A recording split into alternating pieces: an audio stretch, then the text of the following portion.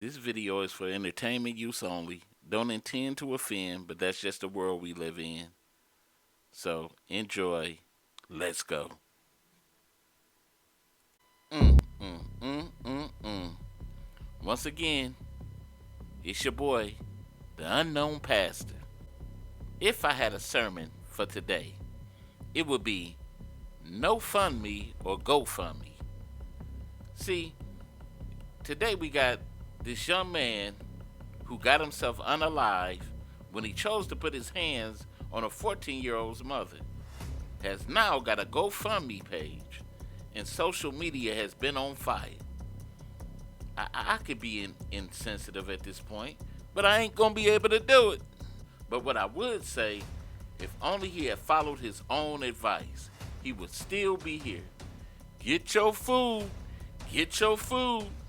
Man, you gotta be careful who you put your hands on.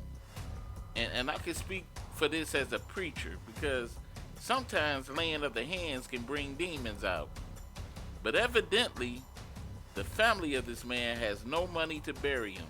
And people are not so sympathetic because the last image of this man was him reenacting Ike Turner. Mm, mm, mm. He's already being blasted on social media with that. Y'all seen that photo of him on social media that says he went for burgers but got his wings? Man, people are savage. But there is always a flip side. Just because the person chose to be ignorant and got himself unalive doesn't mean that he doesn't got family and kids who are grieving, who are left with the consequences of his actions. Not fair. Not fair at all. How many times somebody had to be responsible for our irresponsibility? You didn't pay your rent. You didn't pay your bills. Had to borrow money. Just because we wanted to be a thug or big money grip. Man, that sound old.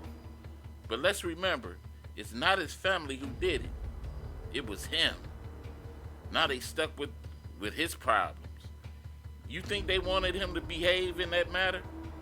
Maybe they didn't raise him right. Maybe they did. He just chose another route. But anywho, Mr. Brown still got to go on the ground. So if you want to, and I'm not advocating for it, only if you want to, because his family are victims too. I'll leave it there. And the update, the charges against Kamisha and her son have been dropped. Thank you, Jesus. That's a good thing.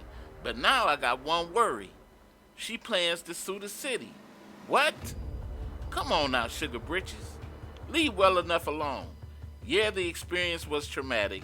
You got punched, but we fall down. We get up. Well, I didn't get punched. But God showed you favor. They could have dug into why you left a gun around your 14-year-old son. Leave it alone. Don't let your greedy friends or relatives talk you into a cell. Oh, girl, if I was you, I'd get a lawyer. Please. You better let go and let God.